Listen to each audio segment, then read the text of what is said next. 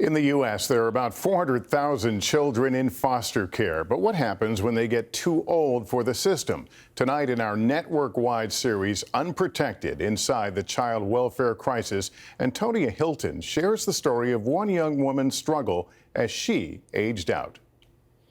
Everybody looks forward to their 21st birthday, but in my case, I'm old enough to not have anywhere to live. Christina Abraham is a child of the foster care system. Born in Harlem, she's lived in New York City her entire life. Her 21st birthday looms like a day of reckoning. To feel like, I could die tomorrow and nobody would know. Nobody cares about me. And that is a terrible feeling, to feel like you're in a world full of billions of people and your life does not matter to anybody. Christina doesn't know if her group home will let her stay past her 21st birthday, when in New York, like in most states, foster youth are supposed to leave the system. She hasn't found an apartment she can afford. I'm looking at nothing, really. Even though I want everything, I'm looking at nothing. Christina wants to return to Harlem, steeped in rich Black history, despite the pain she endured here. This is where it all started. It's where she entered foster care after an abusive childhood. Christina became a permanent ward of the state at 8. She remembers her mom leaving her alone here. Her mother says officials separated her from Christina, and she was not allowed to say goodbye. You're just a little person. Did you understand what was happening? Unfortunately, I did, because this had been the second time now. Christina spends almost all her free time looking for a landlord who will accept a city rental voucher. 21 comes and goes without a party. Nearly 2 months later, good news. Okay. She might be able to move into a studio in Harlem. And this is the bathroom. Then Christina says the city foster agency failed to submit her housing paperwork in time. She's still living in the group home. What's it like to still be there? Disappointing. One camera. Public areas in the home are under constant surveillance. She hangs a curtain in front of her bedroom door. If you lift it up, there's a window. And so anybody who walks by can look inside of your room at any time. Overseeing the city's foster care youth is Jess Danhauser, commissioner of the Administration for Children's Services. He can't comment on specific cases, but did address broader criticisms. We've seen some of the conditions of the group homes and had descriptions of violence, of a lack of privacy. Is that safe and secure? We absolutely would not accept that being a place where we want young people to be, in a place that's not safe or secure. My whole goal as commissioner is to make this system more humane. So we're building out this extra support through coaches all the way until 26 years old. 2.5 months after turning 21, Christina finally leaves the group home for good.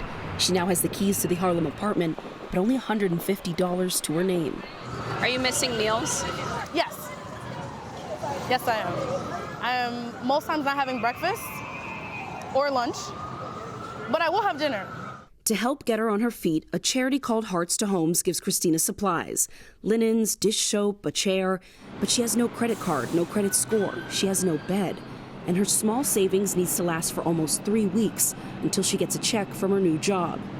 Sometimes I'm excited to start my job, so I wake up with a smile on my face, albeit off the floor, but still. Other days, I'm tired. She's also a survivor and determined. 99 days after she turned 21. Christina invites us to see the very first home she could call her own. Hi! Hey! A new bed and food in the fridge feel like a triumph. And we have my favorite. When you look out at this version of New York and you're in your personal space, what's the message you receive? Harlem. Born again in the same neighborhood, this time with the chance to chart her own path. Antonia Hylton, NBC News, New York. Tonight we return to South Lake, Texas, where the school district we've reported on faces a federal civil rights probe. Antonia Hylton and why the schools may be forced to accept diversity plans they fought to stop. Like many 12-year-olds, Christian loves Yu-Gi-Oh!, science fiction, and hanging out in his room. I really wanted to make an elemental hero deck. But recently, he says he's struggled after being bullied relentlessly for identifying as pansexual at Durham Intermediate School, part of the Carroll Independent School District in South Lake, Texas. It mainly just gave me depression, and it felt more nerve-wracking to go to school. What were kids saying? They were using gay slurs and being very rude to me just by making jokes. One day, his mother, Christina Edmiston, noticed welts all over his legs. Christian told her other students had hit him. I would go to pick him up, and I would see him standing by himself, but then watching kids circle him, kind of like a lion would stalk its prey. Southlake schools have been in the national spotlight since 2018, when a video of high school students chanting the N-word went viral. Volunteers spent almost 2 years working on a school diversity and inclusion plan, but conservative residents launched a lawsuit and voted in new school board members opposed to it. Now, the Department of Education's Office for Civil Rights is investigating alleged discrimination based on race, sexuality, and nation of origin. The NAACP Legal Defense and Educational Fund has also filed a complaint on behalf of 4 students, saying the district failed to intervene. Christian is one of them. Why did the NAACP now add to this investigation? This is not about any particular individual, but rather this is systemic. This is happening over and over again. Did the Carroll School District fail this 12-year-old? Absolutely. This is any parent's worst nightmare. September was the breaking point. Christian says he told a friend that he no longer wanted to be alive. Students allegedly turned an old volleyball net into a noose, encouraging Christian to hang himself from a football post in the schoolyard. Since that incident, has there been an investigation, and have any of the kids involved been held accountable?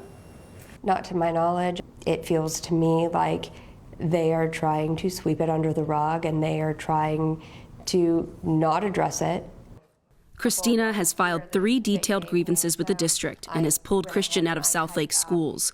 The district did not respond to numerous requests for comment. If the federal government finds violations, Carroll schools could be forced to implement new diversity training. But that process could take months or even years, something Christina says her family cannot afford to wait and see. Some days are really still difficult. He's working really hard to overcome, but the good days we're just so thankful for every day, because we almost didn't have any more with him. What gave you the bravery to talk about this? Mainly just being able to know that other people in the school district, if they are listening to this, that they'll be able to actually see that there will be some good in this world. Antonia Hylton, NBC News, Southlake, Texas. Which brings us to a top challenge in schools themselves, finding enough teachers, especially amid growing cultural fights. Antonia Hylton returns to Southlake, Texas, where school began this week. For 7 years, Adam Burns loved his job as a middle school technology teacher in Southlake's Carroll school system. Hey, cutie pie. But after members of a conservative political action committee won the majority of seats on the school board, and Texas passed laws restricting how teachers could address racism in the classroom, Adam and his wife, Brandy, who's black, thought of their 11-year-old son. Did you feel like you could be true to yourself and stay in this job? No, not at all. Adam quit in July, but says Carroll schools haven't found his replacement, and his contract requires him to stay until they do. My message to other teachers would be to be true to yourself. For the district, I would just say it's time to start listening to the people that you employ. Given exhaustion and stress from the COVID pandemic, one survey finds as many as 55% of America's educators are considering leaving the profession. In Southlake, Texas, NBC News has covered extensively conflicts and an active federal civil rights investigation into the treatment of minority and LGBTQ children in the Carroll district. 93 out of 577 teachers left that district last year. Here's 3 teachers that 3 really good teachers. Amazing teachers. Kids loved us and kids learned from us. Tim Hamilton taught Spanish for 9 years. A group of residents became outraged after he wore a Black Lives Matter mask and posted about his beliefs on Facebook. Administrators demoted him, and Tim refused to work the new position. And the almost decade that I spent in the district, that was worthless. That meant nothing to them. Carroll schools did not comment on any personnel matters regarding the teachers we spoke with.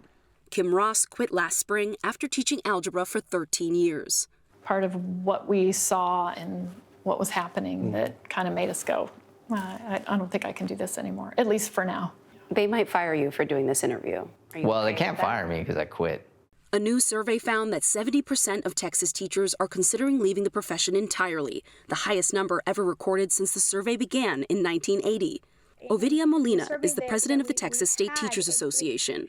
Educators are feeling less support, not just from the elected officials who we felt for a long time, but also seeing an increase of lack of support from our parents because of all the political rhetoric that is being thrown around about who we are. If this continues, what's going to happen to the public schools? We're going to see a lot more classrooms without teachers. And we're going to see even less people wanting to come into education. Despite losing 16% of its teachers last year, the Carroll District says it has only 3 open positions currently, which it expects to fill shortly, and it is implementing raises and instructional coaches to help those still there. Adam hopes that his colleagues and his young son understand why he chose to speak out. Does it upset you to think that this might be the end of the road for you with teaching? It was a big leap for myself and my family for me to do this, and realizing that I don't feel like there's really a place for me. Yeah, it's really tough. Antonia Hylton, NBC News, Southlake, Texas.